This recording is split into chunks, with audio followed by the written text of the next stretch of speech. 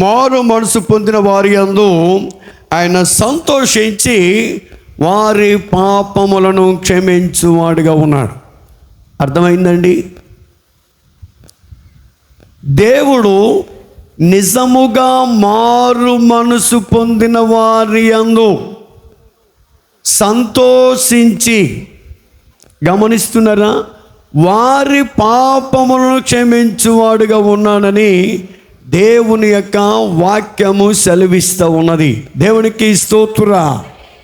అంటే కొంతమంది కరెక్టే, నిజముగా మారు మనసు పొందినోళ్ళు అంటే కొంతమందికి పెళ్ళికి మారు మనసు పొందుతారు వీళ్ళు. అంటే పెళ్ళి కోసం మారు మనసు, ఇది చివరి వరకు నిలబడదు. ఏదో కార్యం దేవుడు చేశాడని మారు మనసు పొందుతారు వీళ్ళు. మరలా ఆ కార్యం అయిపోయిన తర్వాత మళ్ళీ లోకంలో కలిసిపోతారు వీళ్ళు. గమనిస్తున్నారా?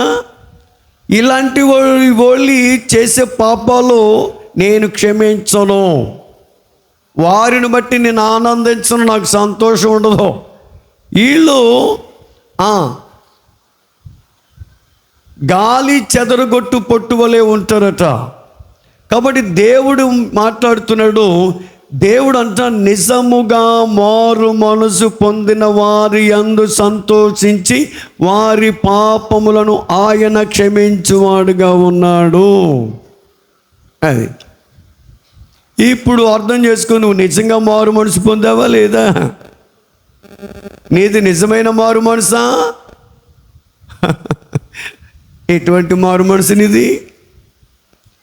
పెళ్ళికి పొందావా, లేకపోతే దేవుని వాక్యం ద్వారా బలపడి పొందావా, లేకపోతే యేసుక్రీస్తు నిజమైన దేవుడు అని విశ్వసించి మారు మనసు పొందావా?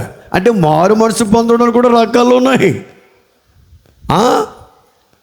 మనోళ్ళు మారు మనసు పొందడంలో రకరకాలుగా ఉంటారు వీళ్ళు. అంటే మారు మనసు అంటే ఆ ఉన్న పనికిమాలిన మనసును తీసేసుకుని కొత్త మనసును పెట్టుకోవడం, అది మారు మనసు. గమనిస్తున్నారా? నేను ఈ పనికిమాలిన పని చేయను, ఈ దరిద్ర పని చేయను, ఈ అపరాధం చేయను, ఈ పాపమునని చేయను, నేను పవిత్రంగా ఉంటాను అని మనస్సును మార్చుకొని దేవునిని అంగీకరించి వాక్యము ద్వారా బాప్తిజం పొందినోళ్ళు పొరపాటున వారు పాపం చేస్తే దేవుడు వారిని క్షమిస్తాడట. కొంతమంది నిజంగా మారు మనసు పొందరు, ఎవరి ద్వారా బలవంతంగా మారు మనసు పొందుతారు కొంతమంది. ఏమంటే కొంతమంది సేవకులు కూడా వారిని బలవంతంగా ఏం చేస్తారంటే బాగా ప్రెస్ చేసేసి వారికి బాప్తీసం ఇచ్చేస్తారు. ఆ పాస్టర్ గారు బాధపడలేక ఇటు బాప్తీసం తీసేసుకుంటారు వీళ్ళు. మరి అలాంటి నిలబడతారా? ఏమండి, నేను మాత్రమే బాప్తీసం, నేను చాలా కనిపెడతాను, నేను వాళ్ళ కొరకు కనిపెడతాను. వాడు నిజంగా వచ్చాడో లేదో నాకు తెలిసిపోద్ది. వాడు హృదయాంతరంగం ఎలాగుందో, ఇటు నిజంగా మారు మనసు పొందాడా నాకు అర్థమైపోద్ది. నేను చెప్పేస్తాను. నువ్వు బాప్తీసం తీసుకుంటాను దగ్గరికి వచ్చేసావు అనుకో, నేను నీకు ప్రార్థన చేసినప్పుడు నేను నీ సంగతి ఏంటో చెప్పేస్తాను. నేను గమనిస్తున్నారా? నీ మారు మనసు ఎలాగుందో నాకు తెలిసిపోద్ది. కాబట్టి బట్ గాడ్ సెడ్ హియర్, దేవుడు అంట నిజముగా మారు మనసు నీవు పొందితే, బట్ ఆయన ఏం చేస్తాడంట, నీ యందు హీ విల్ బి హ్యాపీ, అంటే నీ యందు సంతోషిస్తాడట. అంతేకాదు, అండ్ నీ పాపములను ఆయన క్షమించువాడుగా ఉన్నాడు. ఫర్గివ్నెస్, క్షమిస్తాడట. కాబట్టి నువ్వు ఏ మారు మనసు కలిగి ఉన్నావు, అది ప్రభు బలి ఇచ్చేస్తాడు కదా ఇప్పుడు అని మనసు మార్చేసుకుంటున్నావా? కొంతమంది ప్రభు బలి వచ్చేసరికి మనసు మార్చేసుకుంటారు. మళ్ళా ప్రభు బలి అయిపోయిన తర్వాత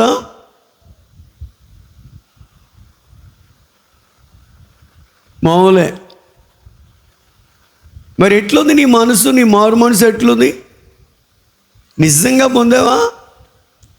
నేను బాప్తీసం తీసుకోవడానికి సంవత్సరం కనిపెట్టానండి. 1 year ఆధ్యాత్మికంగా జీవించడం. 365 రోజులు ఒక్క శనివారము కానీ, ఒక్క శుక్రవారము కానీ, ఒక్క ఆదివారం కానీ మిస్ కాలే. ఆ సంవత్సరంలో 40 దినాలు ఉపవాసం ఉన్నాను. గమనిస్తున్నారా? పరిశుద్ధాత్మ శక్తిని పొందుకున్న తరువాత నేను బాప్తిసం తీసుకున్నాను. అది నా మారు మనసు. అది నిజమైనటువంటి మారు మనసు. ఏమండి, అర్థమవుతుందా మారు మనసు ఏంటో?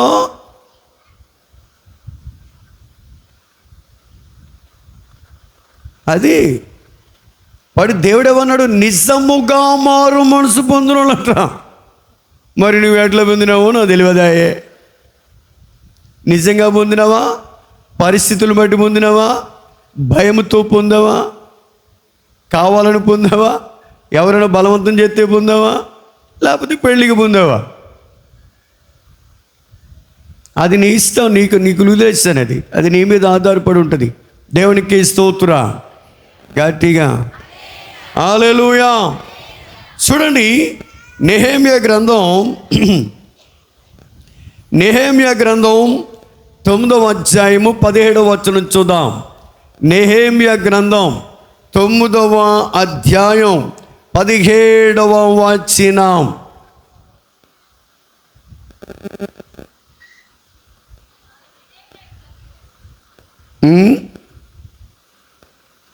నెహెమ్యా గ్రంథం 9వ అధ్యాయము 17వ వచనం. వారు విధేయులగుటకు మనస్సు లేనివారై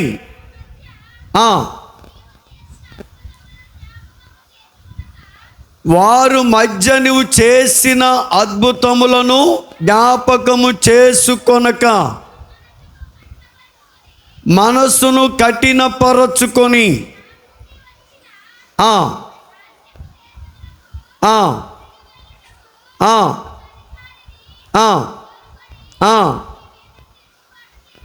దేవునికి స్తోత్రం. విన్నారా? ఎంత చక్కగా ఉందో చూడండి. ఆవిడకు మైక్ ఒకటి ఇవ్వండి. అమ్మ మైక్లో చదువు ఇప్పుడు. వారు విధేయులగుటకు మనసు లేని వారై. చూసారా? వారు విధేయులగుటకు మనసు లేని వారై. అక్కడ ఆగండి. అంటే లోబడేటువంటి మనసు లేదండి. వింటున్నారా? వారు ఎలా ఉన్నారంటే విధేయత చూపించడానికి, అంటే చెప్పిన మాటకు లోబడ్డానికి వారు విధేయత చూపించని వారుగా ఉన్నారు. అర్థమైంది ఇప్పుడు? అంటే వారిలో ఏమి లేదు? విధేయత లేదు, లోబడేటువంటి స్వభావం లేదు. వారు మనం చెప్పినట్లు వారు చేయరు. గమనిస్తున్నారా? దేవుడు తన వాక్యం ద్వారా తన దాసుని ద్వారా మాట్లాడుతున్నప్పుడు మీరు వాక్యాన్ని విని అర్థం చేసుకుని దాని ప్రకారంగా నడుచుకోవాలి. అంతేగాని విధేయత చూపలేని గుణం మీ దగ్గర ఉండకూడదు. లోబడే స్వభావం ఉండాలి, అర్థం చేసుకునే స్వభావం ఉండాలి. అంతేగాని మనస్సును నిర్లక్ష్య పెట్టకూడదు. గమనిస్తున్నారా? దేవుని మాట నీవు నిర్లక్ష్యమును చేసిన ఎడల దేవుడు వాక్యము ద్వారా, దేవుడు తన సేవకుడు ద్వారా, దేవుడు తన దర్శనము ద్వారా, దేవుడు తన కళల ద్వారా, దేవుడు తన ఆత్మ ద్వారా నీతో మాట్లాడుతున్నప్పుడు నీ కుటుంబాన్ని సరి చేసుకోమని, నీ బిడ్డలను సరి చేసుకోమని, నీవు సరిగ్గా ఉండమని, నీ ప్రవర్తన సరిగ్గా చేసుకోమని, దేవునికి లోబడమని, దేవుని వాక్యాన్ని అర్థం చేసుకోమని దేవుడు వాక్యం ద్వారా మాట్లాడుతున్నప్పుడు నీవేం చేయాలి? లోబడే విధంగా ఉండాలి. మనస్సు అంగీకరించే మనసు ఉండాలి. వాక్యాన్ని హృదయంలోనికి ఆహ్వానించేటువంటి మనస్సు ఉండాలి. ఈ చెవిలోకి వెళ్తుంది, ఈ చెవిలో వదిలేస్తారు. కొంతమంది ఎండ్రనుకోండి, వినినట్టు నటిస్తారు, పక్క వాళ్ళతో మాట్లాడుకుంటూ ఉంటారు, లేకపోతే సెల్ ఫోన్ తెచ్చుకుని సెల్ ఫోన్లో చూసుకుంటూ ఉంటారు. మరి వారు వాక్యాన్ని ఏమి వింటారు వాళ్ళు? మరి వాక్యానికి వాళ్ళు విధేయత చూపిస్తున్నారు వాళ్ళు? ఏమండి, వాక్యానికి లోబడుతున్నారా? అయ్యో, నేను దేవుని సన్నిధికి నేను వెళ్ళాను, ఈరోజు మరి God going to talk to me, ఆయన నాతో మాట్లాడడానికి ఇష్టపడుతున్నాడు, కాబట్టి what he's going to talk to me, ఆయన నాతో ఏం మాట్లాడబోతున్నాడు, ఈ రోజున దేవుడు మరి నాతో మాట్లాడబోతున్నాడు కనుక నేను శ్రద్ధగా వినాలి, సమయానికి వెళ్ళాలి, దేవుని సన్నిధిలో ఉండాలి అనేటువంటి ఆలోచన కలిగి ఉండాలి. కానీ మనం ఏం చేస్తున్నాం గమనిస్తున్నారా? అది లోబడేటువంటి స్వభావం. మనదేంటి విననొల్లని స్వభావం, సగం వింటాం సగం వినం. ఏమంటే మనసు ఎక్కడ ఉంటుంది కానీ మనిషి ఇక్కడ ఉంటాడు కానీ మనసు ఎక్కడో ఉంటుంది, వేరు వేరు ఆలోచనలు. అందుకనే దేవుని గుడికి వచ్చింది నువ్వు.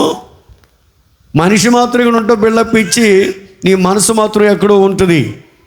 అంటే నువ్వు దేవుని వాక్యానికి మనసుని ఇవ్వడం లేదు, నువ్వు దేవుని వాక్యం మీద మనసు పెట్టడం లేదు, నువ్వు దేవుని వాక్యానికి లోబడడం లేదు, దేవుని వాక్యానికి విధేయత చూపించడం లేదు. నాకు కాదులే దేవుడి వాక్యం, నా పక్కోడితో మాట్లాడుతుంది అనుకున్నావా? ఏమండే, దేవుని వాక్యం నాతో కాదు నా పక్కోడితో అంటే నీ పక్కోడు ఏమనుకుంటాడు? నా పక్కోడితో మాట్లాడుతుందని వాళ్ళు అనుకుంటారు. నువ్వేమనుకుంటున్నావు? నా పక్కోడితో మాట్లాడుతున్నావు నువ్వు అనుకున్నావు. అంటే మీ ఇద్దరితో మాట్లాడుతున్నాడు దేవుడు. అది మీరు గమనించుకోలేకపోతున్నారు. దేవుని వాక్యానికి లోబడాలండి. దానిలో వచ్చే ఆశీర్వాదం ఇంతంత కాదు, వినుట వలన నీకు విశ్వాసం కలుగుతుంది. విశ్వాసం కలిగిందంటే నీ జీవితంలో అద్భుతం జరిగిస్తాడు దేవుడు, నిన్ను ఆశీర్వాదిస్తాడు, నీ అవసరత తీర్చబడుతుంది, నీ బ్రతుకు మార్చబడుతుంది, నీ స్థితిగతులు మార్చబడతాయి, నీ బ్రతుకు మార్చబడుతుంది, నీవు కోల్పోయిన దాన్ని మరలా సంపాదించుకుంటావు. ఏ వ్యాధి ఏ బలహీనత నిన్ను పట్టి పీడిస్తూ ఉందో దేవుడు దాని నుండి విడుదలిస్తాడు. వాక్యం వినాలి కదండి. లోబడినప్పుడు ఆ వాక్యము నీలోనికి వెళ్ళి నీ ఎముకలను నరములను కండరాల్ని ప్రతి ఒక్కదాన్ని కూడా అది సరి చేస్తుంది. ప్రియులరా, దేవునికి స్తోత్రురా, హల్లెలూయా. అమ్మ మళ్ళా చదవరా. వారు విధేయులగుటకు. చూసారా? అంటే వారు విధేయులగుటకు మనసు లేని వారై. అంటే గమనిస్తున్నారా? వారంటే ఎవరు?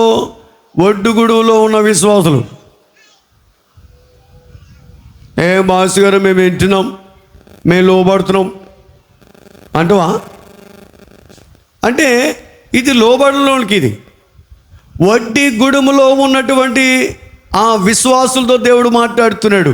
వారు అనగా వడ్డీ గుడుములో ఉన్న మన చర్చ్ యొక్క విశ్వాసులు. వారు తమ మధ్య నీవు చేసిన కమ్ బ్యాక్. వారు విధేయులగుటకు మనసు లేని వారై తమ మధ్య. ఆగండి. అంటే ఈ మాట ఎందుకన్నాడు ఈ పాస్టర్ గారు అని మీరు అనుకోవచ్చు. ఈ పాస్టర్ గారు మమ్మల్ని తిడుతున్నాడు, బాధ పెడుతున్నాడు అని మీరు అనుకోవచ్చు. మరి ఉపవాస కూడికలు జరుగుతున్నాయని సేవకుడు చెప్తే మీరు మాట విన్నారా? మీరు లోబడ్డారా? దశమ భాగాలు దేవునికి ఇవ్వండి, ఖచ్చితంగా ఇవ్వండి అని చెప్తే మీరు విన్నారా? గుప్పిడి బియ్యం తీసుకురండి అని చెప్తే మీరు వింటున్నారా? లోబడుతున్నారా? ఏమండి, శుక్రవారం ఉపవాస కూడికి రండి అంటే వింటున్నావా? శనివారం ఉపవాస కూడికి రమ్మంటే వస్తున్నావా? శుక్రవారం ఉపవాస కూడికి, ఆదివారం గుడికి 2 రోజులు రండి అంటే వస్తున్నావా నువ్వు? మరి నేనేమనాలి? అందుకే నేను అన్నాను, ఒడ్డుగూడెం అని పేరు పెట్టాను, ఖచ్చితంగా టైటిల్ పెట్టాను. అక్కడ నేను పెట్టబోనా, ఆయన ఎడతాడా? అది గుర్తుపెట్టుకో. మళ్ళీ చదువు. ఇప్పుడు వారి విధేయులగుటకు, అంటే మీరే విధేయులగుటకు. మనసు లేని వారై తమ మధ్య నీవు చేసిన అద్భుతములను జ్ఞాపకము చేసుకొనక తమ మనసును విన్నారండి. అయినా దేవుడు కరుణించి మీ మధ్యన అద్భుతాలు ఆశ్చర్యకార్యాలు సూచక్రియలు రోగులు ముట్టడం సమస్యలు తీర్చడం ఏమన్నా ఈ అన్ని కార్యక్రమాలు మన సంఘంలో దేవుడు చేస్తూ ఉంటే తమ మనసును కఠినపరుచుకొని తాముండి వచ్చిన దాస్యపు దేశమునకు తిరిగి వెళ్ళుటకు ఒక అధికారిని కోరుకొని నీ మీద తిరుగుబాటు చేసిరి. గమనిస్తున్నారా? దేవుడు మిమ్మల్ని ప్రేమించి సంఘంలో అద్భుతాలు చేస్తుంటే వీళ్ళు ఏం చేశారంటే చెప్పమంటారు? ఈ ఒడ్డుగుడు సంఘం వాళ్ళు దేవుడు చేసిన కార్యాలు జ్ఞాపకం చేసుకోవట్లేదు. వీళ్ళు నేనేమన్నాను? అమ్మా, నెలకొక్కసారి మీ ఇంట్లో కూడికెట్టుకుని దేవుడు మీ పట్ల కార్యాలు చేసాడుగా, అద్భుతాలు చేసాడుగా, నెలంతా కాపాడాడుగా, నీ కష్టార్జితం దీవించాడుగా, నీ బిడ్డలను ఆశీర్వాదిస్తున్నాడుగా, నువ్వు పొద్దున్న మరి రాత్రి పడుకుని పొద్దున్నే లెగుతున్నావుగా, వ్యాపారం చేస్తున్నావు, చేతి పని చేసుకుంటున్నావు, అన్నీ చేసుకుంటున్నావు. మరి నెలకొకసారి కూడికి పెట్టుకో, దేవుడి గురించి సాక్ష్యం చెప్పు, ఉపకారాన్ని జ్ఞాపకం చేసుకుంటున్నావా అంటే మీరు ఏం చేస్తున్నారు? దేవుడు చేసిన ఉపకారములను మర్చిపోతున్నారు. అది మిమ్మల్ని గమనించిన దేవుడే వాక్యం ద్వారా మాట్లాడుతున్నాడు. నాకేం తెలుసు? నేనేమన్నా దేవుడికి ఏమన్నా చెప్పానా? మీరు ఎవరైనా వచ్చి నాకు చెప్పారా? నేను చెప్పలే కదా. గమనిస్తున్నారా? ఆలోచన చేయాలండి. దేవుడు చేసిన కార్యమును నీవు మర్చిపోయి ఎలాగుంటున్నావు? How it is possible? Why you're forgetting his miracles? దేవుడు చేసిన అద్భుతాలు ఎందుకు మర్చిపోతున్నారండి? ఎందుకు దేవుడిని స్తుతించలేకపోతున్నారు? కనీసం నెలకి ఒక్కసారైనా దేవుడిని స్తుతించలేవా? మహిమపరచలేవా? అక్కడ దేవుని సన్నిధిని నువ్వు ప్రతిష్ఠించలేవా? That is why God said they forgot me.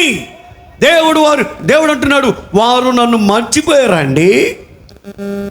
I did so many miracles in the church, in their family. వారి కుటుంబాల్లో, వారి హృదయంలో, వారి సంఘాల్లో నేను అద్భుతాలు చేశా. కానీ దే ఫర్గెట్టింగ్ మీ. వాళ్ళు నన్ను జ్ఞాపకం చేసుకోవట్లా, నన్ను స్తుతించట్లా, వారు ఇష్టం వచ్చినట్టు జీవిస్తున్నారు. గమనిస్తున్నావా? అర్థం చేసుకోవడానికి ప్రయత్నించేయి. అందుకే అన్నాడు, నిజముగా మారు మనసు పొందిన వారి యందు ఆనందించుచు వారు చేసిన పాపములను ఆయన క్షమిస్తాడట. మరి ఎట్లుంది నీ పరిస్థితి? వాసి గారు ఇలాగ వాక్యం ఇలాగ ఉంటుంది, మరి అర్థం చేసుకోవాలి. అంటే నీ పరిస్థితిని దేవుడు క్షుణ్ణంగా ఆలోచించాడు అన్నమాట. అర్థమైందండి? నువ్వు అనుకుంటావు నా గురించి దేవుడికి ఏం తెలుసులే అన్నట్లు అనుకుంటావు. కానీ దేవుడు నిన్ను క్షుణ్ణంగా అబ్జర్వ్ చేసి అప్పుడు సేవకుడికి ఆలోచన ఇస్తాడు అనమాట. ఒరే సేవకుడా, ఇదిగోరా వాక్యం, వాళ్ళతో మాట్లాడు. పోనీ నువ్వు వాక్యం ద్వారా సరి చేసుకుంటారు, వాళ్ళు బుద్ధి మార్చుకుంటారు, మనసు మార్చుకుంటారు, నెలకొకసారి పెట్టుకుంటారు, నిన్ను స్తుతిస్తారు, నిన్ను ఘనపరుస్తారు నువ్వు చేసిన మేలులో. వందనం యేసయ్యా.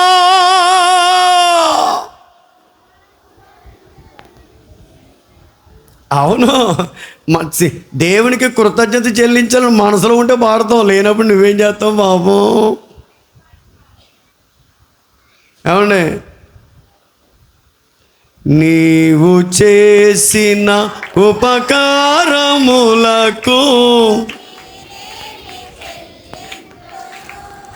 నోరు మూసుకొని నా ఇంటిలోనే ఉందును.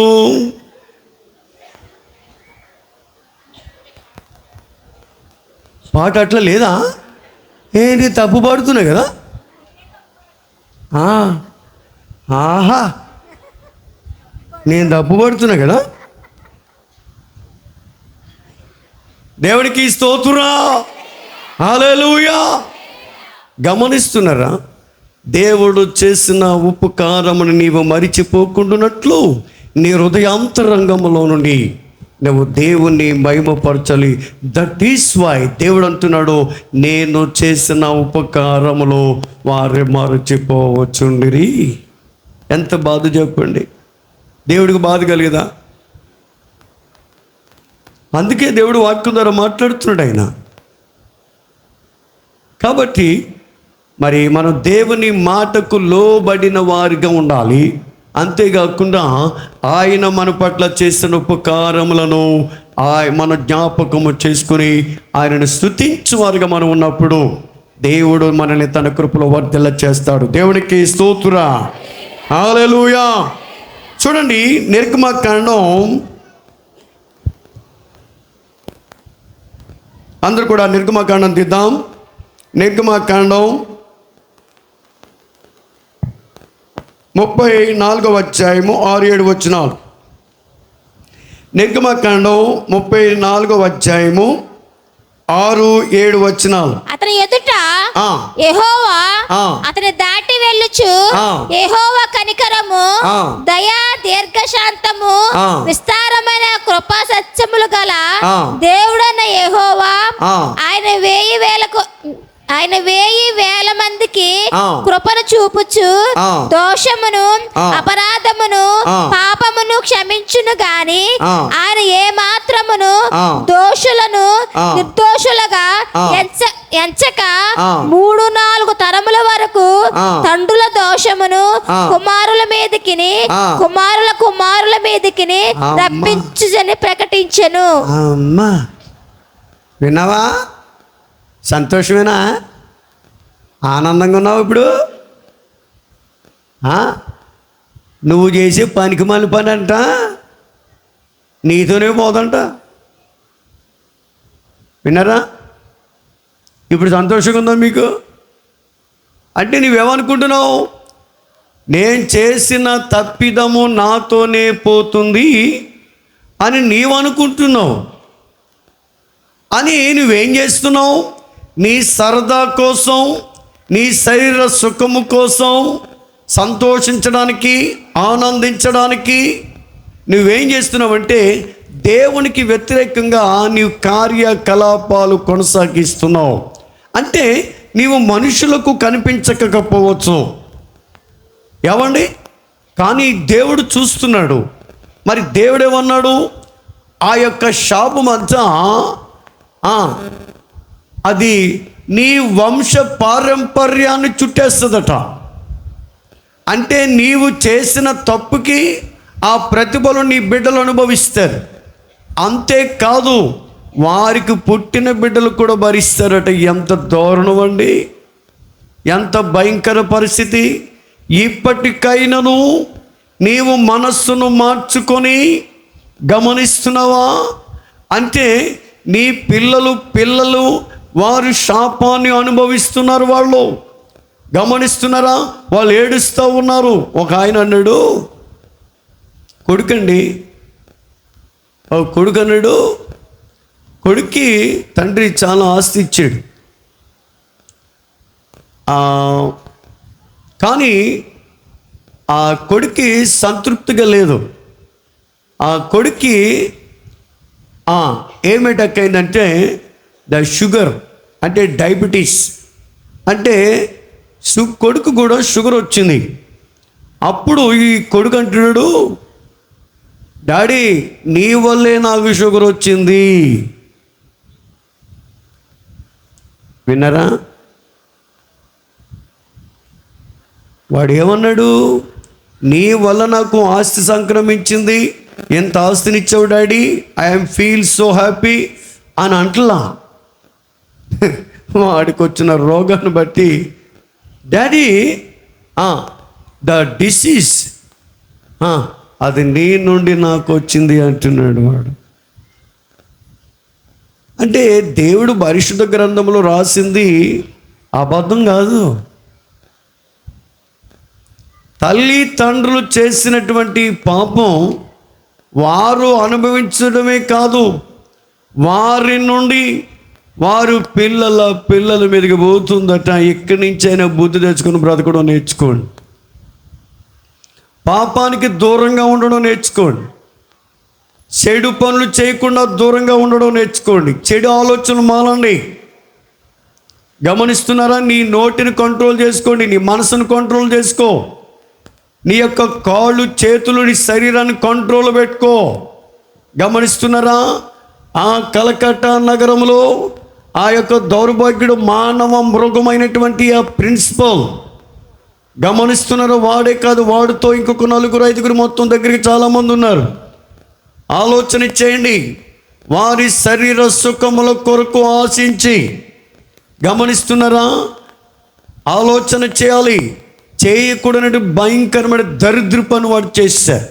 ఈ రోజున ఆ పాపం ఏం చేసిందో తెలుసా? రేపొద్దున్న వారిని ఉర్రి కంబం ఎక్కించబోతుంది. ప్రియులారా, ఆలోచన చేయాలండి.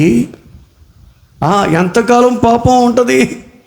ఏదో ఒక రోజున అది బయటకు పడుతుంది. గమనిస్తున్నారా? మా ఇంట్లో వాచ్మెన్గా పనిచేస్తున్నాడు. బాగానే ఉన్నాడు. జ్వరం వచ్చిందని సెలవు తీసుకుంటానండి పాస్ గారు అన్నాడు. తీసుకోమన్నాను. వారం ఇంటికాడు ఉన్నాడు. మళ్ళా 2 రోజులు వచ్చాడు. ఈ లోపల కాలు కొంచెం సెప్టిక్ అయింది, కాలుకు పుండేసింది. దానివల్ల చలి జ్వరం వచ్చేస్తూ ఉంది. మనోడు గమనించుకోలేదు. గమనిస్తున్నారా? ఆ తర్వాత ఇంకో వారం కూడా సెలవు పెట్టేశాడు. సరే అని చెప్పి సరే తగ్గిన తర్వాత వస్తాడులే అనుకున్నా. మనోడికి తగ్గలేదు. హాస్పిటల్కి వెళ్ళాడు. అంతే, డాక్టర్ గారు ఆ కాలు కింద నుంచి ఆ చేయి పెట్టాడు. ఇలా వేలు పెట్టి చూస్తే ఆ వేలంతా ఆ కాలు పాదములోంచి పైకి వచ్చేసింది. ఇలా పైకి వచ్చేస్తే అప్పటికే ఆ కాలంతా స్ప్రెడ్ అయిపోయింది. ప్రియులారా, అప్పుడు ఇక్కడ పనిచేయదు బాబు, నీకు వేళ్ళు తీసేస్తాను, కానీ ఆ వేళ్ళు వల్ల ప్రమాదం ఏంటంటే ఆ యొక్క టెస్ట్లో అదొక డిసీజ్ లోపల చాలా ఫాస్ట్గా ప్రవేశిస్తుందట. అప్పుడు డాక్టర్ గారు అన్నాడు, నువ్వు ఇమ్మీడియట్గా రాజమండ్రి వెళ్ళి కాలు తీయించేసుకున్నాడు. వింటున్నారా? అర్థమైందా? అంతవరకు చక్క తిరిగి పని చేసుకున్నటువంటి వ్యక్తి ఈ రోజున అతనికి కాలు తీసివేయబడింది. అంటే ఆ వచ్చినటువంటి డిసీజ్ వాడు కంట్రోల్ చేసుకోలేకపోయాడు. అదేమైంది? ఇప్పుడు అది ఆ కాల్ తీయలేదనుకోండి, మొత్తం మనిషి చచ్చిపోతాడు. అది జస్ట్ ఇక కాల్ వచ్చి బాడీకి వచ్చేస్తుంది. అంతే, కాల్ తీసేసారు. అంటే మనం అనుకుంటాం మనం చేసే అతిక్రమం ఎవరికి తెలియదు, చేసిన పర్వాలేదు అని. ఇప్పుడు నీతో మాట్లాడుతున్నాడు, అది నీతోనే పోదు. గమనిస్తున్నావా? తాగినోడు నువ్వు తాగనట్టే ఉంటావు, బాగానే ఉంటావు. ఆ తాగుడు నిన్ను మరణానికి తీసుకుని వెళ్తుంది. నీ వెనకలున్న భార్య బిడ్డల పరిస్థితి ఏంటి? వాళ్ళు ఏడుస్తారు, వాళ్ళు కన్నీళ్ళు గారుస్తారు, వారు అనాథలు అయిపోతారండి. అంటే నీవు చేసినది అది నీతోనే పోలేదు కదా. నిన్ను బట్టి నీ కొడుకు నేర్చుకుంటాడండి తాగడం. నువ్వు ఏ పని అయితే చేసావు, డాక్టర్ ఏమంటాడు, నాకు ఈ కొడుకు డాక్టర్ అవ్వాలి. లాయర్ గారు అంటాడు, నాకు ఈ కొడుకు నాకు లాయర్ అయ్యాలి అంటాడు. తాగబోతు అంటాడు, నాకు ఈ కొడుకు నాకులాగా తాగాలి కదా.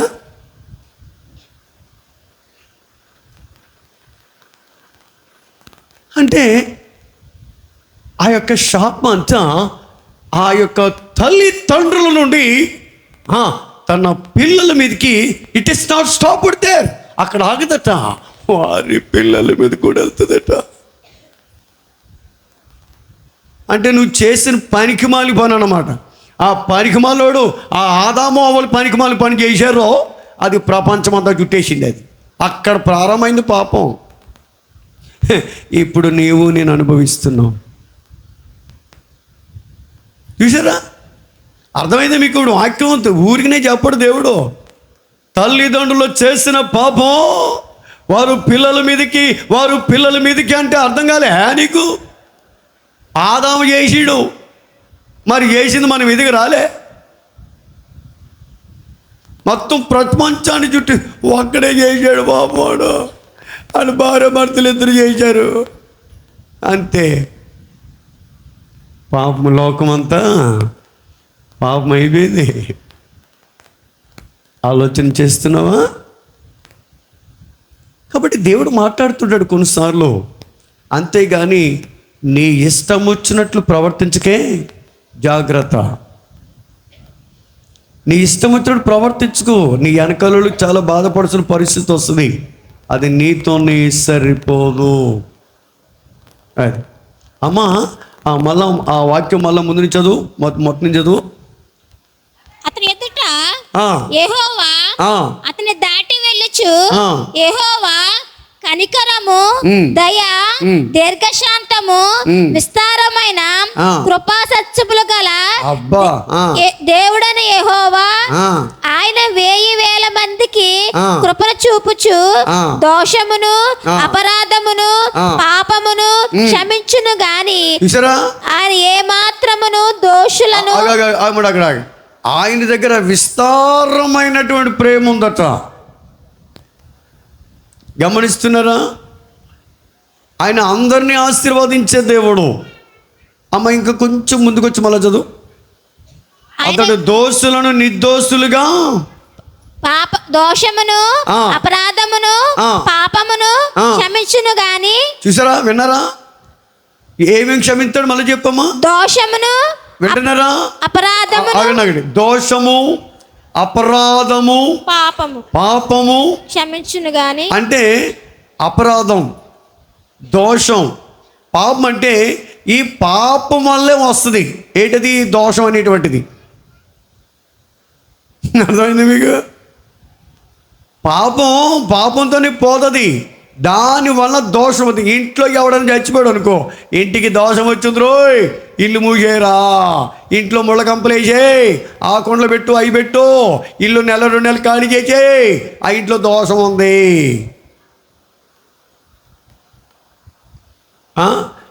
నువ్వు ఏ బోతు వైద్యుడి దగ్గరికి వెళ్ళావు అనుకో, నీలో దోషం ఉంది, అది పోవాలంటే 2000 రూపాయలు పట్టురా, అది పట్టురా, ఇది పట్టురా, బియ్యం పట్టురా, పెనపప్పు పట్టురా, ఎనపప్పు పట్టురా, ఆ పప్పు పట్టురా, ఈ పప్పు పట్టురా, అది పట్టురా, మొత్తం నీ దగ్గర లాగేస్తాడు. పంతులు మొత్తం లాగేస్తాడు నీ దగ్గర. ఒక 5,000 10,000 లాగేస్తాడు నీ దగ్గర. ఆస్తి పోద్ది కానీ నీ దోషం పోదు. వింటున్నారా? అర్థమవుతుందా? పాపం వల్ల ఏమొస్తుందంటే దోషం వస్తుందండి. అంటే గమనిస్తున్నారా? ఇప్పుడు చాలామందికి తల్లులకి ఏం చేస్తారంటే పెద్ద ఆపరేషన్ చేసి బిడ్డలు తీస్తారు. బిడ్డను తీసిన తర్వాత కుట్లు కుట్టేస్తారు, మాడిపోతాయి. ఆమె జీవితాంతం కాలం కనబడుతుంది. ఏంటది? మచ్చ. ఆ కుట్లు చూసినప్పుడు ఏమనుకుంటుంది? నా బిడ్డ సులువుగా పుట్టలేదు, ఇదిగో కుట్లు గురించుకున్నాడు, కుట్లు కనబడుతూ ఉంటాయి. అంటే పాపం క్షమించబడుతుంది, పాపం పోతే, కానీ శాపం మాత్రం వదలదు. నేను ఒక మచ్చలాగా, ఒక స్కార్, ఒక మచ్చలాగా ఉండిపోద్ది. అది దోషం. ఆ దోషం తర్వాత ఇంకో మాట ఏముంది? అపరాధము. అంటే ఆ దోషం వల్ల నీవు అపరాధిగా ఎంచబడతావు. ఇప్పుడు చూసారా? ఆ కలకట్టలో పనికిమానోళ్ళు చేసిన పాపను బట్టి వాళ్ళ మీదకి దోషం వచ్చింది. ఇప్పుడు వాళ్ళు ఏం చేశారు? అపరాధులుగా ఎంచారు. రేపు పొద్దున్న లాగేస్తారు బయటకు. అంతే. ఎన్కౌంటర్ అని చేసి పడేస్తారు. వాళ్ళు కాలేజ్ స్టూడెంట్స్ ఊరుకోవట్లేదు. వాళ్ళు ఏమంటారు తెలుసా? మా ఎదుటకుండానే వాడిని ఉరి తీయాలి, మా ఎదుటకుండానే వాడిని మానమురుగను చంపేయాలి, వాళ్ళని బతకనివ్వద్దు అని మొత్తం ఆ కలకడ ప్రాంతం అంతా కూడా అగ్ని జ్వాలలు రగిలిపోతూ ఉన్నాయి. ప్రియులారా, అంత ఘోరంగా చంపేశారండి, అంత ఘోరంగా చంపేశారు ఆ పిల్లల్ని. వాడు మానవ మృగాలు, వాడు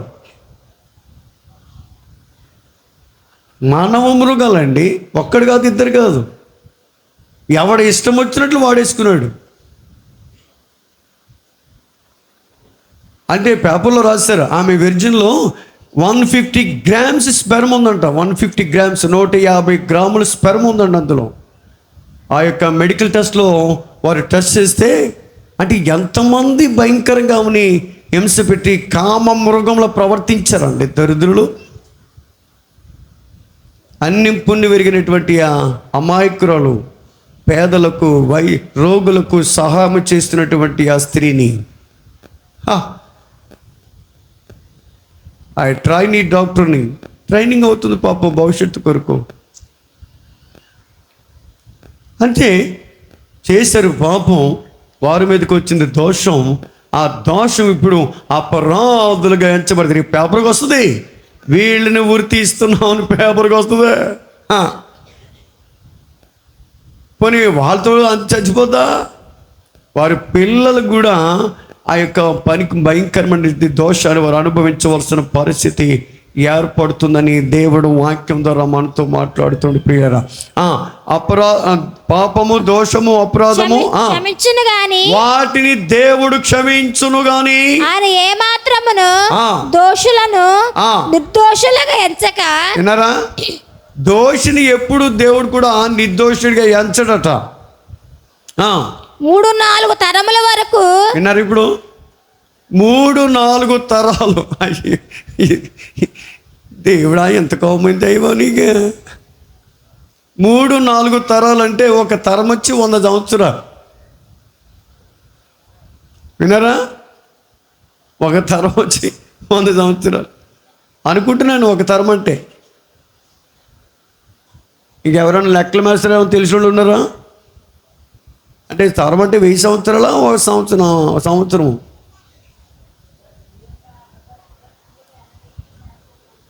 what ever it may be. So గమనిస్తున్నారా? ఆ యొక్క దోషం అనేటువంటిది ఆ విధంగా వెళుతుందని, అటువంటి భయంకరమైన పరిస్థితి ఏర్పడుతుందని దేవుడు స్వయముగా పరిశుద్ధ గ్రంథము ద్వారా దేవుడు మనతో మాట్లాడుతున్నాడు. గనుక మనము దేవునికి భయపడిన వారుగా, పాపమునకు దూరముగా, అతిక్రమములకు దూరంగా ఉండాలి. అవకాశం వచ్చింది కదా అని చెప్పి నీ ఇష్టం వచ్చినట్లు ప్రవర్తించక. అవకాశాలు వస్తాయండి, పాపము చేయడానికి చాలా అవకాశాలు వస్తాయి, పరిస్థితులు అనుకూలిస్తాయి. అంత మాత్రాన పాపాన్ని ఒడిగొట్టుకోకూడదు. గమనించండి. కాబట్టి దేవుడు ఆ పాపాన్ని, ఆ దోషాన్ని, ఆ అపరాధాన్ని క్షమిస్తాడు కానీ దోషిని నిర్దోషిగా ఎంచడట. అర్థమైందా? నువ్వు ఆల్రెడీ దోషివి కానీ పాపం క్షమించాడు. నీ పాపం క్షమించబడింది కానీ నువ్వు జీవితాంతకాలం కూడా దోషిగానే ఉంటావు. అంటే ఆ ముద్ర పడిపోద్ది అలాగా. మరి నువ్వు చేసిన పాపం నీ తరాలు చూస్తాయట. ఆలోచన చేస్తున్నారా? కాబట్టి దేవుని బిడ్డలారా, వాక్యము ద్వారా దేవుడు మాట్లాడుతున్నప్పుడు మనం అర్థమయ్యేటువంటి రీతిలో మరి చేసుకొని మరి ఆ విధంగా జీవించాలని ప్రభు పేరిట నేను మనవి చేస్తూ ఉన్నాను. దేవునికి స్తోత్రం. హల్లెలూయా. చూడండి ప్రియులారా, కీర్తన గ్రంథం 103వ అధ్యాయం 12వ వచనం చూద్దాం. కీర్తన గ్రంథం 103వ అధ్యాయము 12వ వచనం. పడమటికి తూర్పు ఎంత దూరమో ఆయన మన అతిక్రమములను మనకు అంత దూరపరిచి ఉన్నాడు. తండ్రి తన కుమారుల ఎడల జాలిపడినట్లు యెహోవా తన యందు భయభక్తులు గల వారి ఎడల జాలిపడును. మనము నిర్మింపబడిన రీతి ఆయనకు తెలిసే ఉన్నది. మనము మట్టివారమని ఆయన జ్ఞాపకము చేసుకొనుచున్నాడు. నరుని ఆయువు గడ్డి వలె ఉన్నది. అడవి పువ్వు పూయునట్లు వాడి పూయును. దాని మీద గాలి వీచగా అది లేకపోవును. దేవునికి స్తోత్రం. ఎవడు చదువుకుంటూ వెళ్ళిపోతుంది ఆవిడ. 103:12 మళ్ళీ చదవండి. పడమటికి తూర్పు ఎంత దూరమో ఆయన మన అతిక్రమములను మనకు అంత దూరపరిచి ఉన్నాడు. చూసారండి, east and west. Do you know how much long? ఈస్ట్కి వెస్ట్కి మనకి ఏమన్నా దారి కొలత? డాక్టర్ గారు మీకు ఏమన్నా తెలుసా? ఈ యొక్క చంద్రమండలానికి వెళ్ళడానికి శాస్త్రవేత్తలు చంద్రమండలానికి ఇక్కడికి వాళ్ళు కొలతలు ఇస్తారు, ఎంత దూరం ఉందో చెప్తారు వాళ్ళు. ఈ రాకెట్స్ ఎంత టైంలో వెళ్తాయో, ఎంత సమయం పడుతుందో వాళ్ళు మెజర్మెంట్ చేస్తారు. కానీ బట్ తూర్పుకి పడమరకి ఎంత దూరం ఉందో అంటే మనం ఎన్నడూ కూడా ఎక్స్పెక్ట్ చేయం. అది మనకు తెలియదు, అది ఊహించనిది. గమనిస్తున్నారా? శ్రీలంక నుంచి చెన్నై నుంచి శ్రీలంక ఫ్లైట్ వెళ్ళడానికి బహుశా 1 అవర్ టైం తీసుకుంటుంది. గమనిస్తున్నారా? కానీ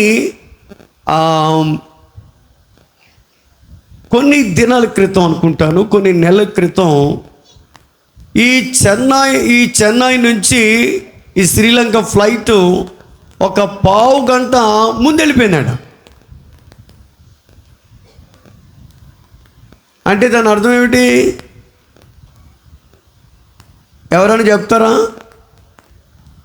ఇప్పుడు from Chennai to Sri Lanka the flight journey just 1 hour. కానీ అది ఏమైందంటే యాక్చువల్గా పట్టే టైం అది, బట్ కొన్ని నెలల నుంచి ఒక పావు గంట ముందు వెళ్ళిపోతున్నట్టు ఫ్లైట్. అంటే దాని అర్థం ఏమిటి? ఏమయ్యా రాజుకోమో, నువ్వేమైనా చెప్తావా?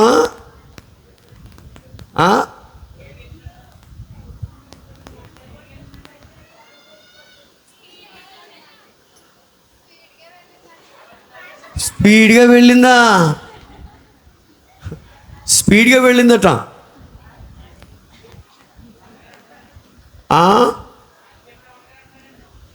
ఎన్వి రమణ గారా? కానిస్టేబుల్ రమణ గారా? దేవుడికి స్తోత్రం. అది స్పీడ్గా వెళ్ళడం కాదు. అసలు యాక్చువల్లీ వాళ్ళు ఏం చేస్తారంటే ఆ ఫ్లైట్ ఎంత స్పీడ్ ఉందో అంత స్పీడే రాస్తారు. ఏ ఫ్లైట్కి ఎంత స్పీడ్ ఉందో. ఇప్పుడు కొత్త ట్రైన్స్ వచ్చాయి కదా, వందే మాత్రం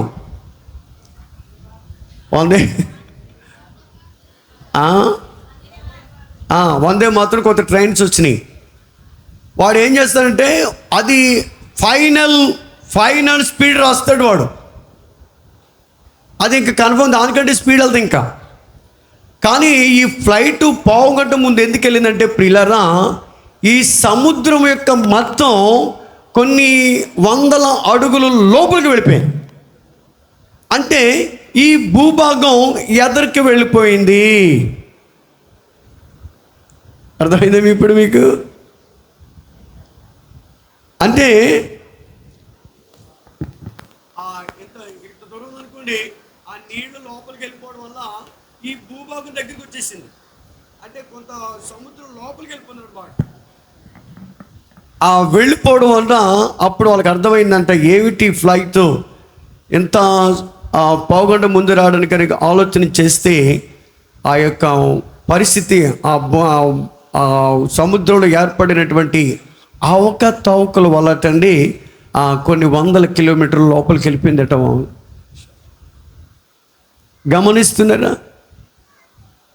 మరి దేవుడు అంటున్నాడు, ఈస్ట్ అండ్ వెస్ట్కి, తూర్పుకి పడమరకి ఎంతైతే దూరం ఉందో ఆయన మన అతిక్రమములను మనకు అంత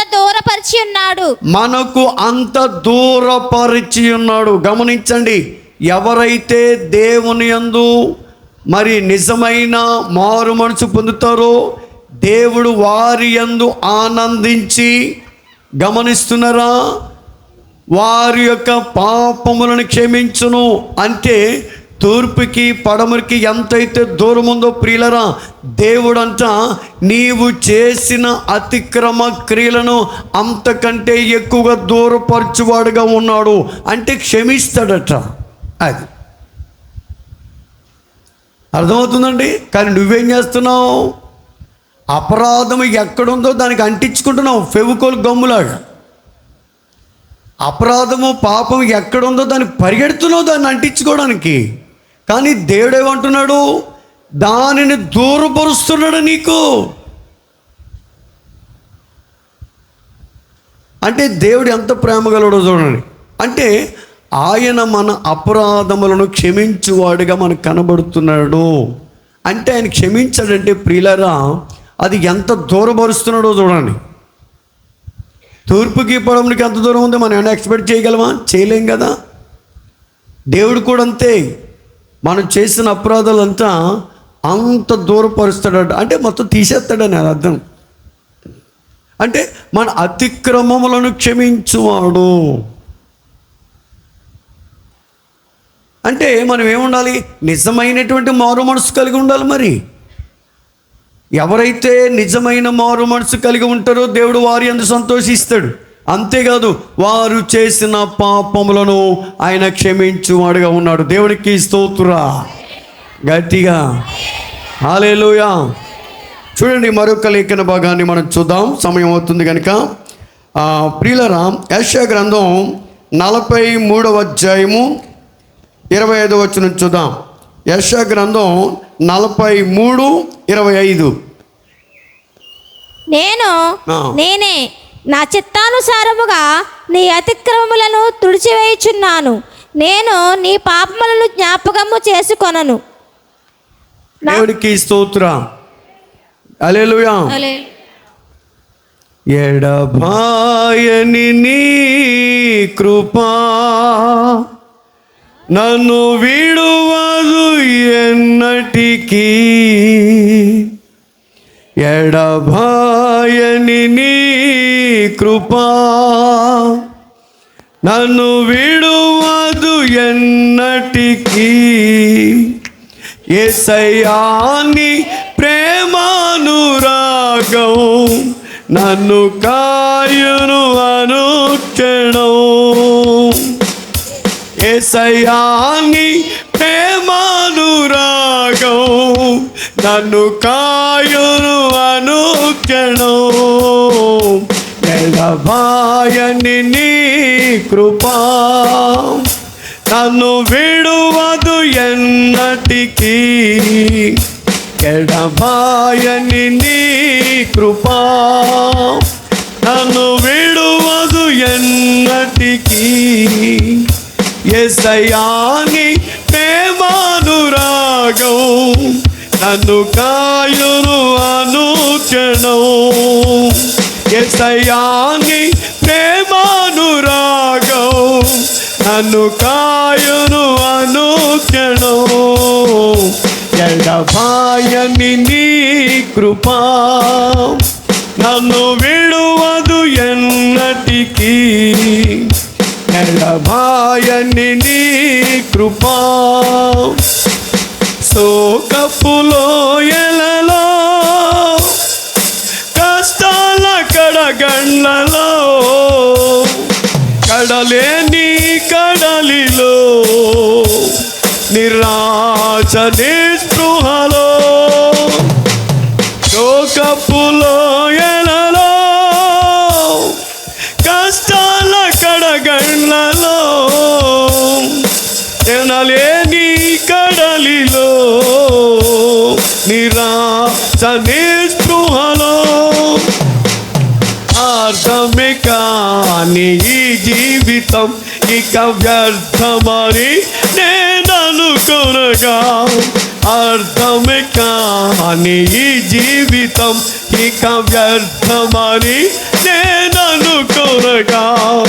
కృపా కనికరము గల దేవా నా కష్టాల కడలిని దాటించితివి.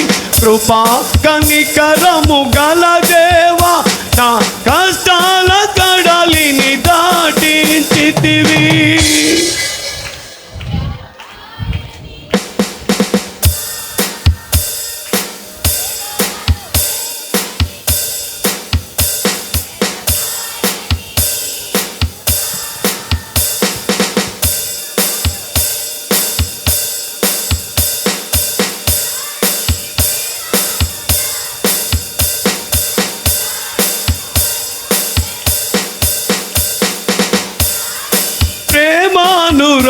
త్యాగం నన్ను కాయును అనుక్షణం. ఎడబాయని నీ కృపా నన్ను విడువదు ఎన్నటికీ. ఎడబాయని నీ కృపా విశ్వాసం. హల్లెలూయా. చాలు, దేవునికి స్తోత్రం. హల్లెలూయా. గమనిస్తున్నారా అమ్మ? మళ్ళీ చదువు వాక్యాన్ని. నేను నేనే నా చిత్తానుసారముగా నీ అతిక్రమములను తుడిచివేయుచున్నాను. నేను నీ పాపములను జ్ఞాపకము చేసుకొనను. దేవునికి స్తోత్రం. హల్లెలూయా. అంటే పాపములు క్షమించగలిగిన అధికారము కలిగిన వాడు ప్రభువైనటువంటి యేసుక్రీస్తు వారు మాత్రమే. అందుకే నేనే అనేటువంటి మాటను ఆయన ఉపయోగించాడు. గమనిస్తున్నారా? ఆయన తప్ప మరి ఎవ్వరు కూడా నీ అతిక్రమములు కానీ నీ పాపములను కానీ ఆయన ఎవరు కూడా క్షమించలేరు, తీసివేయలేరు. ఎందుకంటే వారు పాపములో పుట్టారు కనుక, పాపములో జీవిస్తున్నారు కనుక, వారు పాపములో చేస్తున్నారు కనుక వారు దేవుళ్ళు ఎలాగవుతారు? ఏమండి?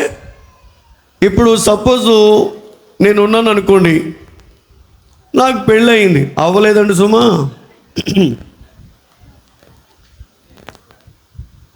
ఎవరో అన్నారు కానిస్టేబుల్ గారు, ఏమంటాడా?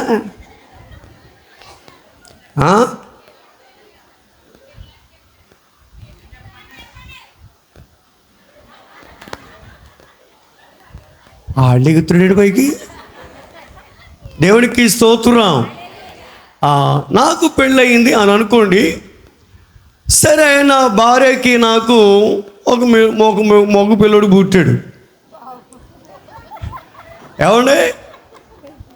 ఆ యొక్క మగ పిల్లవాడికి ఎంత పొడుగు తొండ ఉందనుకోండి,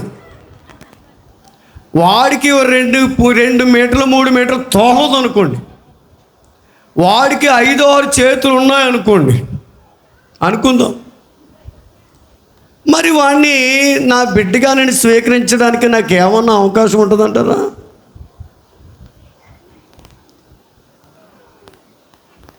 కాబట్టి నేను ఏం చేస్తాను? ఇలాంటి వాడు దరిద్రుడు, ఇలాంటి వాడు పుట్టాడేట్రా, వీడికి మానవ రూపం లేదు, వీడికి అన్ని రూపాలు కలిసి వచ్చే వీడి మనిషిగా తీడు అని నా భార్య నేను వాడిని పెంచుకోవడానికి మేము ఇష్టపడం.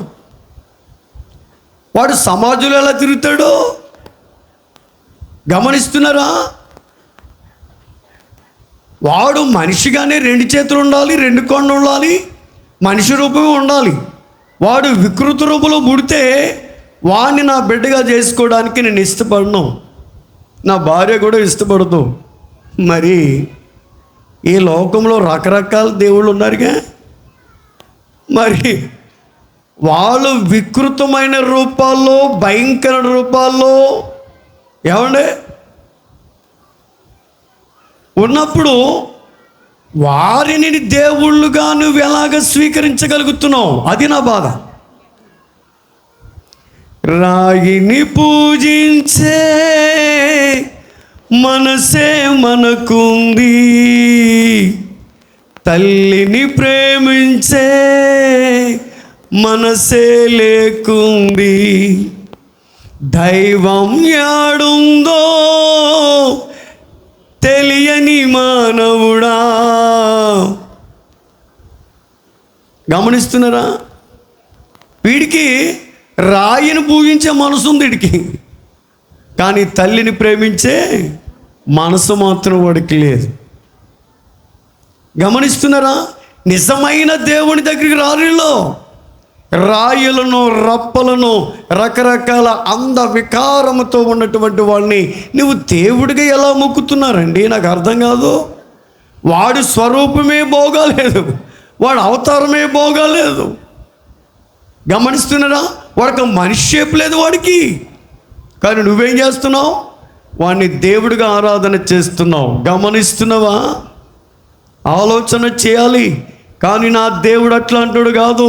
ఆయన ఏమన్నాడంటే, నాలో పాపం ఉందని ఎవరైనా నిరూపించగలరనేటువంటి వాడు. గమనిస్తున్నారా? నేనే పాపములను క్షమించగలిగిన అధికారము కలిగినోని. కాబట్టి నా చిత్తానుసారముగా మీ దోషములను నేను క్షమిస్తాను అంటున్నాడు. ఆయన చిత్తానుసారముగా. గమనిస్తున్నారా? మళ్ళీ ఏమన్నాడు? నీ పాపములను మళ్ళీ చదువు వచ్చినని, నేను నీ పాపములను జ్ఞాపకము చేసుకొనను. అది ఆయనంతా నీవు చేసిన అతిక్రమములను ఆయన ఇష్టానుసారంగానే క్షమించి నీకు అనుకూలంగా. చూడండి, యేసు ప్రభువారు తనకిష్టమైంది, తనకు అనుకూలంగా ఏం చేశాడంటే, మానవాళి అందరి కొరకు ఆయన ఒకేసారి తన ప్రాణాన్ని పెట్టాడు. అది ఆయనకు అనుకూలమైనది, అది తండ్రికి అది ఇష్టమైనది. గమనిస్తున్నారా? తన తండ్రికి ఇష్టమైనది ఈ యేసుక్రీస్తు వారు కూడా ఏం చేశాడంటే, తనకు అనుకూలమైనది ఈ విధంగా మరణించడం వలన మానవాళికి మరి పాప విముక్తి కలుగుతుందని తానిష్టానుసారముగా ఆయన ఏం చేశాడంటే, కలువరి శిలువలో ఆయన మరణించాడు. గమనిస్తున్నారా? కాబట్టి నీ దోషములను ఆయన ఏం చేస్తాడంటే, ఆయనకు అనుకూలముగా వాటిని తుడిచివేసి. గమనిస్తున్నారా? మరి ఎన్నడను నీ పాపములను ఆయన జ్ఞాపకము చేసుకొనడు. అందుకే అంటున్నాడు, నిజముగా మారు మనసు పొందిన వారి యందు ఆయన ఆనందించి వారి పాపములను క్షమించువాడుగా ఉన్నాడు. ఇక మరి ఎన్నడూ జ్ఞాపకం చేసుకోడట ఆయన. ఇప్పుడు కలకట్టాలో ఆ ప్రిన్సిపల్ ఉన్నాడు కదా, ఆయన పేరేంటండి? ఏదో రాయ్, సంజయ్.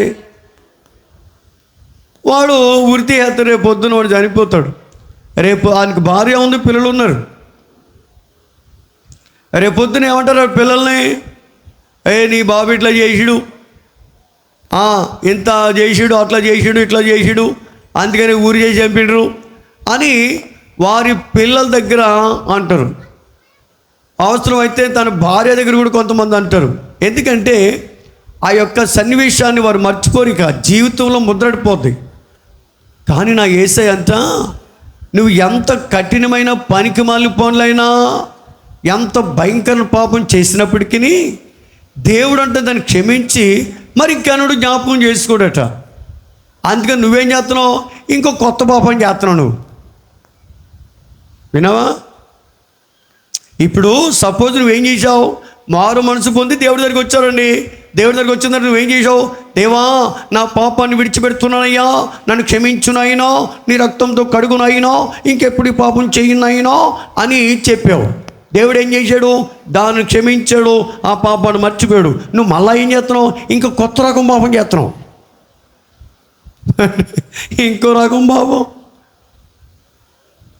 అంటే నువ్వు పాపం చేయడానికి ఇష్టపడుతున్నావు కానీ, బట్ నా దేవుడు మాత్రం ఒక్కసారి నిన్ను ప్రేమించి నీ పాపాన్ని క్షమిస్తే మరి ఎన్నడూను ఆయన జ్ఞాపకము చేసుకొనడు. దేవునికి స్తోత్రం గట్టిగా హల్లెలూయా. మనమైతే జ్ఞాపకం చేసుకుంటాం. నువ్వు పలానా రోజున అది చేసావు కదా. ఈ భార్య భర్తల మధ్య ఎక్కువ ఉంటుంది. ఇది యవనస్తుల భార్యాభర్తల మధ్యన ఎక్కువ ఉంటుంది. అని కొంచెం ముసలి వయసు వచ్చేసరికి మర్చిపోతారు. కానీ ఈ భార్యాభర్తల మధ్యన జరిగిన కొన్ని విషయాలు ఉంటాయి. అవి నేను లేదా పెద్దోళ్ళు సరిచేసి వదిలేస్తాం, ఇంకా మీ బతకండి, ఇంకేం గొడవలు పెట్టుకోకుండా అని. మరలా వీళ్ళకి ఎప్పుడో గుర్తించిన గొడవ వచ్చింది అనుకోండి, అప్పుడు అమంటది, నువ్వు పలానా దగ్గర అప్పుడు అలా చేయలేదేటి అంటే, మేము క్షమించేసాం, ఇక సర్దుపడికి మాట జ్ఞాపకం చేసుకోండి అని వదిలేసాం, మీ సంసారం మీరు చేసుకోండి అని. కానీ వీళ్ళు ఏం చేస్తారో తెలుసా? మరలా ఆ మర్చిపోయినటువంటి దానిని మరలా గుర్తు చేసుకుంటారు. వీళ్ళు గుర్తు చేస్తారు, మర్చిపోరు, జీవితంలో మర్చిపోరు మనుషులు. కానీ నా యేసు అంటున్నాడు అట్లా కాదట. ఒకసారి ఆయన క్షమిస్తే ఇంక మర్చిపోతాడట, గుర్తు చేసుకోడట. మరి నువ్వెందుకు గుర్తు చేసుకుంటున్నావు? ప్రేమించిన పెళ్లి చేసుకున్న భార్య భర్త పక్కన ఉంటారు వీళ్ళు. అంతకుముందు గడిపి పనికి మళ్ళీ అసలు అతను పక్కలతోటి అయ్యి జ్ఞాపకం చేసుకుంటుంటారు వీళ్ళు. మాటలు గమ్ముని పొరపడొచ్చి నీ మీద అది నయ్యమే, అప్పుడు దొరికేస్తారు వీళ్ళు.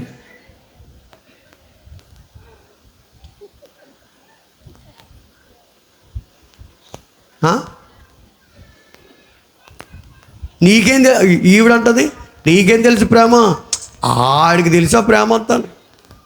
అరే అయ్యి బాబోయ్, స్తోత్రం నాయనా. ఇవన్నీ వీడికి ఎలా తెలుస్తారు అనుకుంటారు మీరే?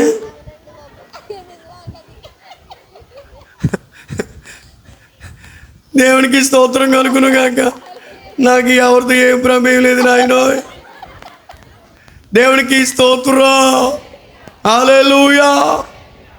గమనిస్తున్నారా? అప్పుడు మరలా వారు భార్య భర్తలు వాటిని గుర్తు చేసుకుని మళ్ళా తిట్టుకుని కొట్టుకుని ఎడమొఖం పెడమొఖం, మళ్ళీ మధ్యలో మేము వెళ్ళాలి, సేవకుడు వెళ్ళాలి, తల్లిదండ్రులు వెళ్ళాలి, ఇంక మొత్తంగా రంగప్రవేశం చేయాలి. అంటే మానవ స్వభావం అది. మానవ స్వభావం మర్చిపోలేరు. గమనిస్తున్నారా? కాబట్టి దేవుడు మాత్రం ఎంత మంచిగా మాట్లాడుతున్నాడు చూడండి. ఆయన అంటా మనము చేసిన అపరాధములను ఆయన క్షమించిన తరువాత చూడండి, ఇక మరి ఎన్నడూను ఆయన జ్ఞాపకము చేసుకొనని దేవుడు తన వాక్యం ద్వారా మనతో మాట్లాడుతున్నాడు. కాబట్టి ఎవరైతే నిజముగా మారు మనసు పొందుతారో వారిని దేవుడు ప్రేమించి వారి పాపములను క్షమించువానిగా ఉన్నానని దేవుడు తన వాక్యం ద్వారా మాట్లాడుతున్నాడు. ప్రియులారా, దేవునికి స్తోత్రం, హల్లెలూయా. చూడండి, దానియేలు గ్రంథం 9వ అధ్యాయం 9వ వచనం చూద్దాం. దానియేలు గ్రంథం 9వ అధ్యాయం 9వ వచనం.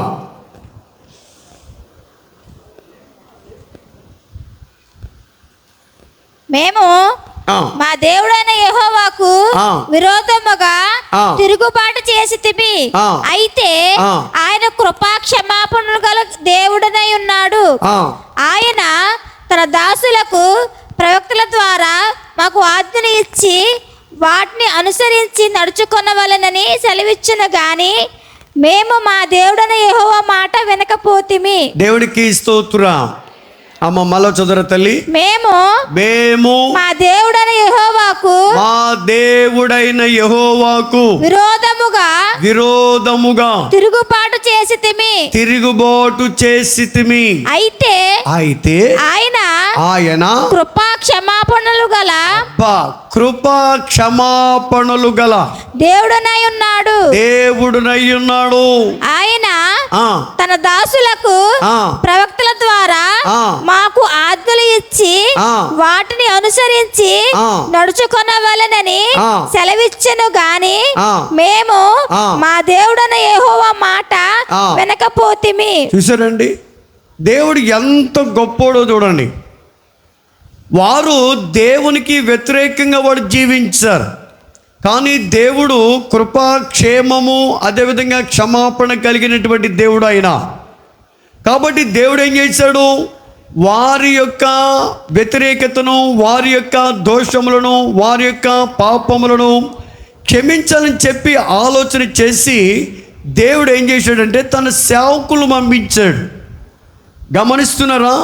అప్పుడు వాళ్ళు ఏం చేశారు? సేవకులు వచ్చి చెప్పారు, బాబో మీరు దేవుని మీద తిరుగుబాటు చేశారు, మీరు పాపం చేశారు కనుక మీరు మారు మనసు పొందిన యెడల దేవుడు కృపగలుగోడు, క్షమాపణ హృదయం కలిగినోడు కనుక వారు మీ పాపలను క్షమిస్తాడు కనుక మీరు ఆయనకు లోబడండి అని తన సేవకులు వెళ్ళి బోధిస్తే వారంతా మాట విననొల్లని వారిగా తిరుగుబాటుదారులుగా ఉన్నారు, కానీ దేవుని యొక్క మాటను అంగీకరించలేదు. దేవునికి స్తోత్రం, హల్లెలూయా.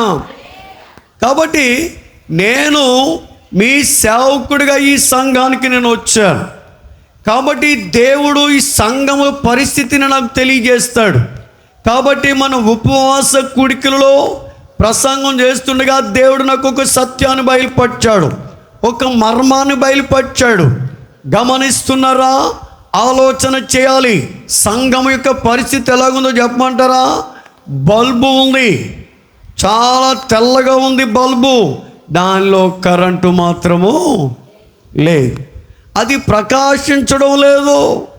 బల్బుకు మాత్రం ఉంది కానీ దానిలో ఏమి లేదు, కరెంటు లేని కారణము చేత అది వెలగకుండానే ఉంది. ప్రియులారా, అంటే బాబు నా సేవకుడా, అదిగో సంఘం యొక్క పరిస్థితి ఆ విధంగానే ఉంది. బిడ్డలు వస్తున్నారు సంఘానికి, వాళ్ళు వాక్యాన్ని చదువుతున్నారు, వారు ప్రార్థన చేస్తున్నారు. గమనిస్తున్నావా? వారు దేవుని సన్నిధిలో ఉపవాసాలు ఉంటున్నారు. గమనిస్తున్నావా?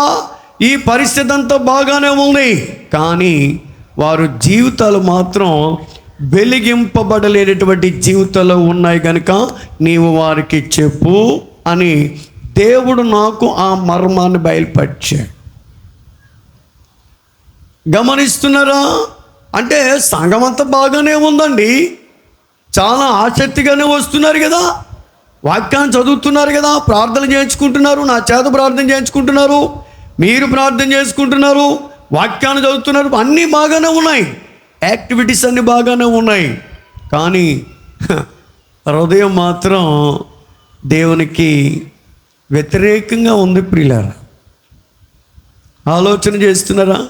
అంటే నువ్వు మనిషిగా ఉన్నావు కానీ నీలో ఏమి లేదు, జీవం లేదు.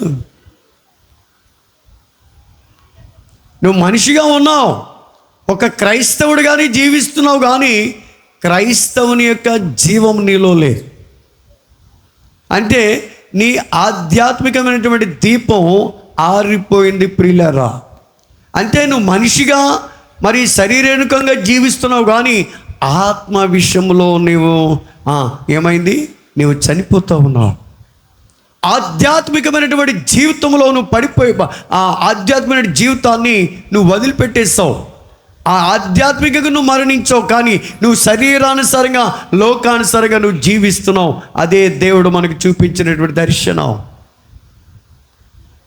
కాబట్టి నువ్వేం చేయాలి? సేవకుడు చెప్పాడు కనుక, వాక్యం ద్వారా దేవుడు మాట్లాడాడు కనుక నువ్వేం చేయాలి?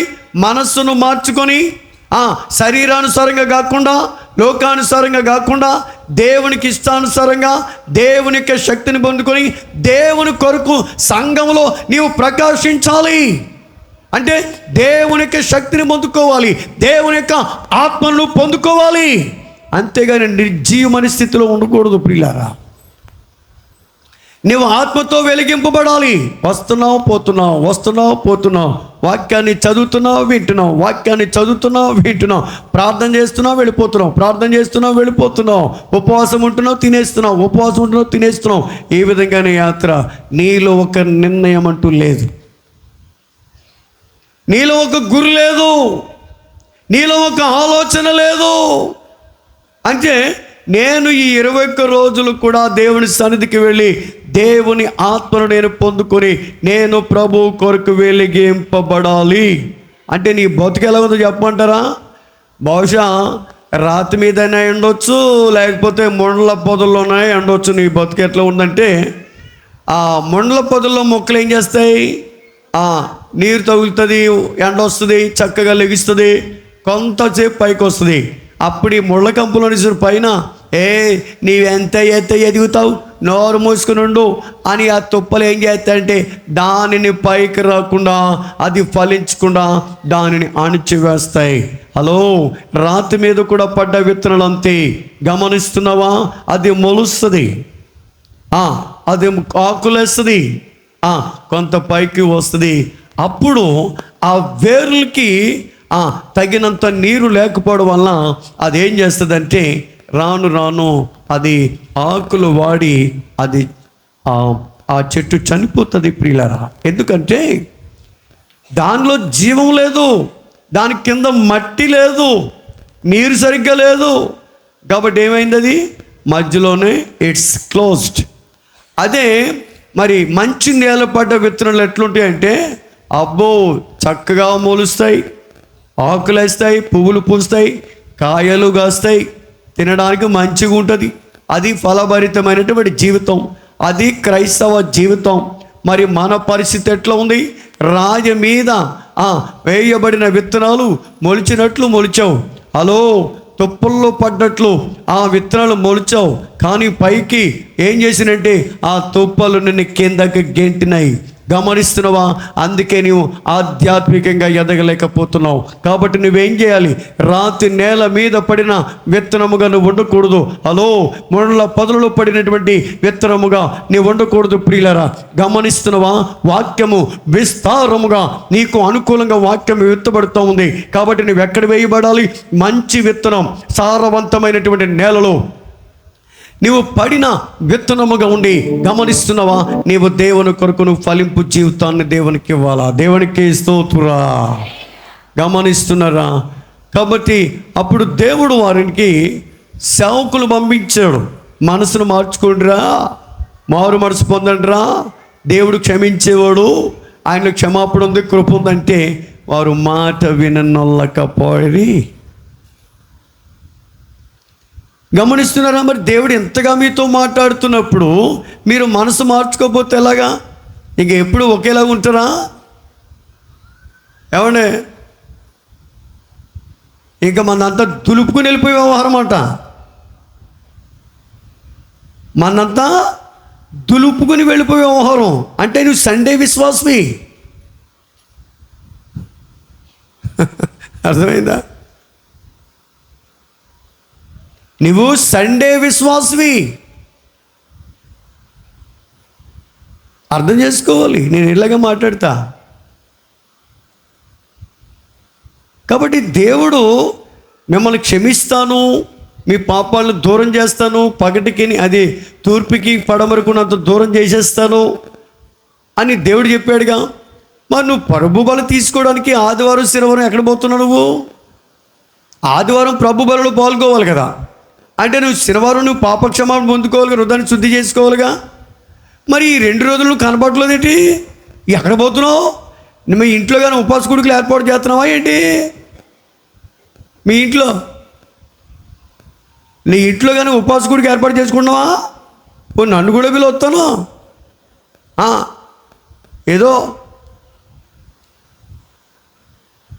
మీ పాస్ గారి గారిగా పిలుచుకుంటూ వస్తాను.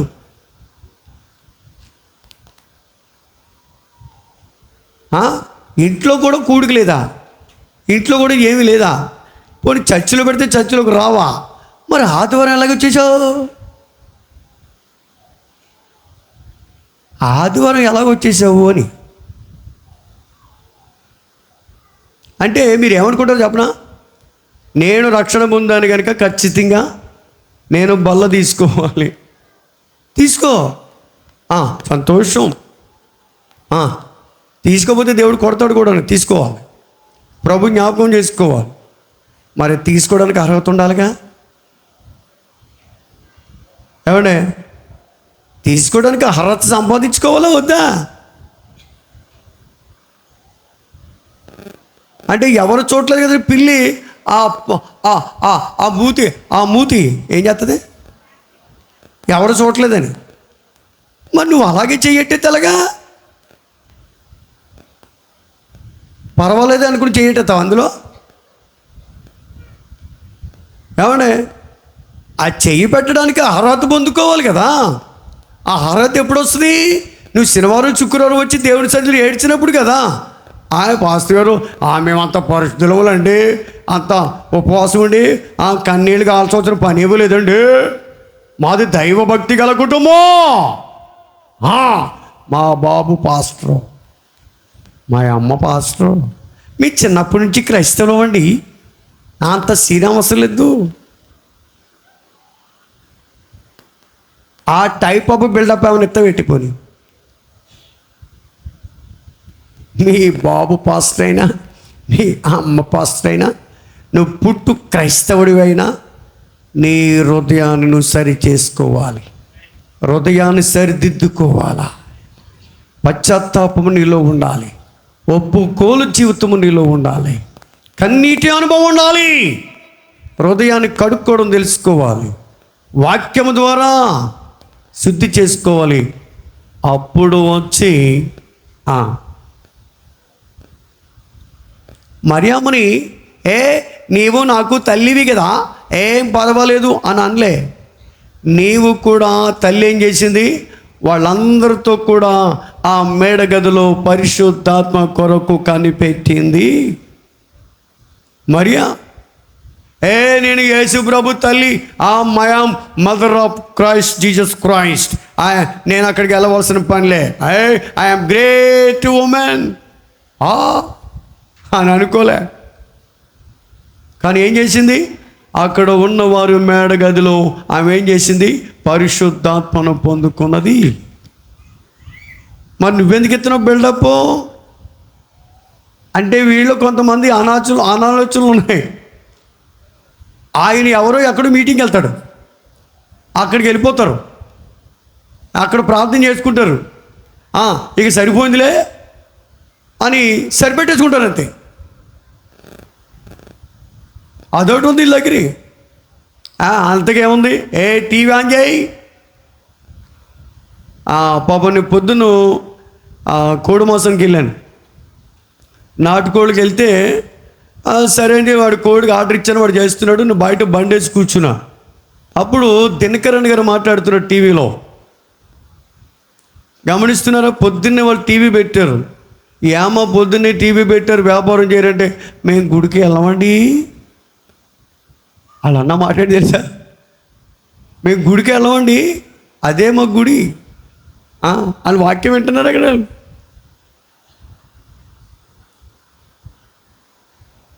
విన్నారా, ఇలాంటి వాళ్ళు ఉంటారు. మరి వీళ్ళకి పాపక్షమాపణ ఎక్కడ దొరుకుతుందండి? మరి వాళ్ళు ప్రభు బలి ఎక్కడ తీసుకుంటారు వాళ్ళు? మళ్ళా పైగా క్రైస్తవులే.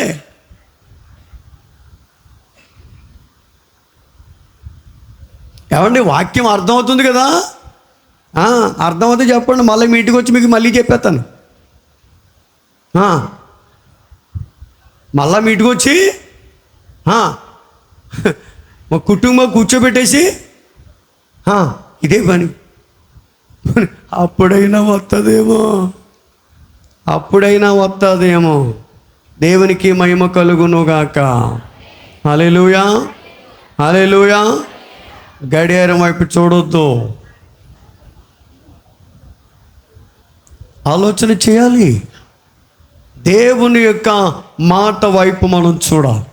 కాబట్టి మనము దేవుని యొక్క మాట వినువారుగా ఉండాలండి. ఆయన క్షమించు దేవుడు, ఆయన కృపగల దేవుడు కనుక నీవు ఎంత ఘోరమైన పాపివైనప్పటికీ కూడా, ఏమండి, మనిషి తెలుసో తెలియకో కంటి ద్వారా, నోటి ద్వారా, హృదయ తలంపుల వల్ల మనిషి పాపం చేస్తాడండి. అది చిన్నదైనా పెద్దదైనా ఏదో పాపం చేస్తాడు. మరి దాన్ని ఒప్పుకొని తీరాలిగా.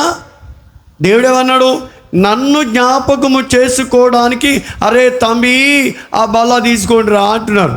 మరి మీరేం చేస్తున్నారు? ఎవరిని జ్ఞాపకం చేసుకుని బలలోకి వెళ్తున్నారు మీరు? దేవుని జ్ఞాపకం చేసుకోవట్లా. అక్కడక్కడక్కడక్కడక్కడక్కడక్కడ తిరిగి వస్తారుగా, అన్ని జ్ఞాపకం చేసుకుని. దేవుడేమన్నాడు, నన్ను జ్ఞాపకం చేసుకోండి, please remember me in remembrance of me, నన్ను జ్ఞాపకము చేసుకొనుడి. అంటే మీ కొరకు నా జీవితాన్ని ఎలాగ సాక్రిఫైస్ చేశానో అది జ్ఞాపకం చేసుకోండి. అందుకు నువ్వేం చేయాలంటే నీవు పాప క్షమాపణ పొందుకోవాలి. అందుకని ఉపవాసకుడికి రమ్మంటాను, శనివారం రమ్మంటాను, శుక్రవారం రమ్మంటాను. కాబట్టి నువ్వు ఆదివారం విశ్వాసగా ఉండకో, సండే విశ్వాసగా ఉండకో. గమనిస్తున్నావా? ఆలోచన చేయాలి. దేవుని వాక్యం మాట్లాడుతున్నప్పుడు యు మస్ట్ బి, అంటే నువ్వు హృదయాన్ని సరి చేసుకుంటూ ఉండాలి. గమనిస్తున్నారా? కాబట్టి ఇక్కడ ఆయన కృపగలుడు, క్షమించే దేవుడు అని దేవుడు ఖచ్చితంగా తన వాక్యం ద్వారా దేవుడు మాట్లాడుతూ ఉన్నాడు. ప్రియులారా, దేవునికి స్తోత్రం, హల్లెలూయా. చూడండి, మరొక మాటను మనం చూద్దాం. చివరిగా యెషయా గ్రంథం 43:25, యెషయా గ్రంథం 43:25 వచనం చూద్దాం. ఇంకా చివరికి వస్తున్నాను. నేనే నా చిత్తానుసారముగా నీ అతిక్రమములను తుడిచివేయుచున్నాను, నేను నీ పాపములను జ్ఞాపకము చేసుకొనను. Okay, thank you. హెబ్రీ పత్రిక 8వ అధ్యాయము 12వ వచనం చూద్దాం. హెబ్రీ పత్రిక 8వ అధ్యాయం 12వ వచనం.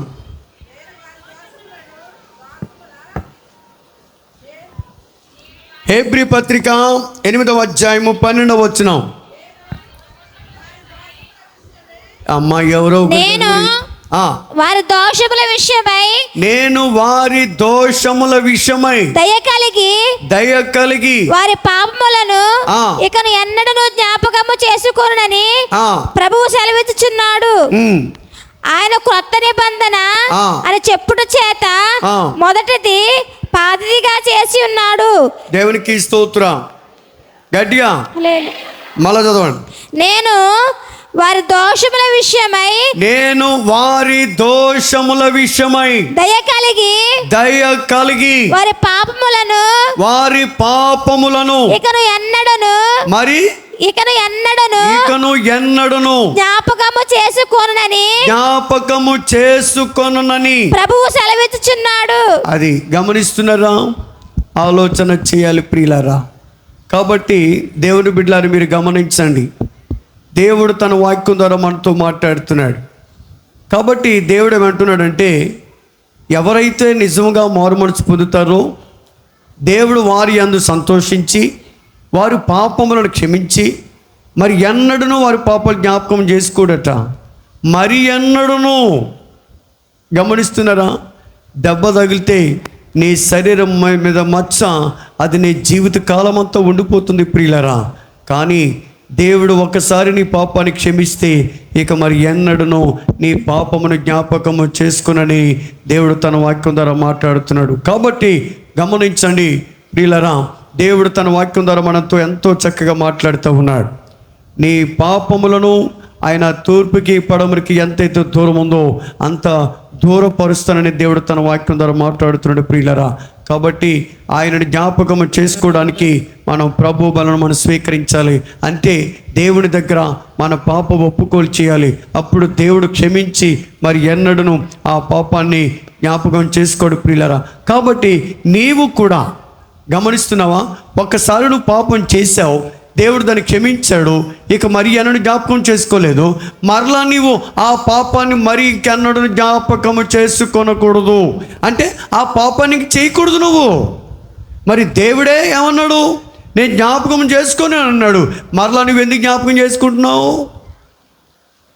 మరలా ఎందుకు ఆ పాపాన్ని చేయడానికి నువ్వు పరుగులు తీస్తున్నావు? కాబట్టి దేవుడు చేసే పని దేవుడు చేస్తున్నాడు, నీవు చేసే పని నువ్వు చేయాలి.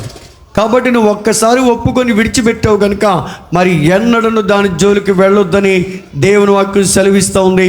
ఒక్కసారి దేవుడిని క్షమించాడు కనుక ఆ పాపాన్ని పరిశుద్ధపరిచి నిన్ను పరిశుద్ధునిగా చేసి మరి ఎన్నడను కూడా ఆయన ఆ పాపాన్ని జ్ఞాపకం చేసుకున్నాడు ప్రియులరా. కాబట్టి ఎవరైతే నిజముగా మారు మనసు పొంది ప్రియులరా మరి పొందుతారో దేవుడంట వారి యందు ఆనందించి వారి పాపములను క్షమించేవాడుగా ఉన్నాడని దేవుడు తన వాక్యం ద్వారా మనతో మాట్లాడాడు. అట్టి కృపాటి దీవెన మనకు మన కుటుంబాలకు దేవుడు అనుగ్రహించునుగాక. ఆమేన్. కళ్ళు మూసుకుందాం, ప్రార్థన చేద్దాం.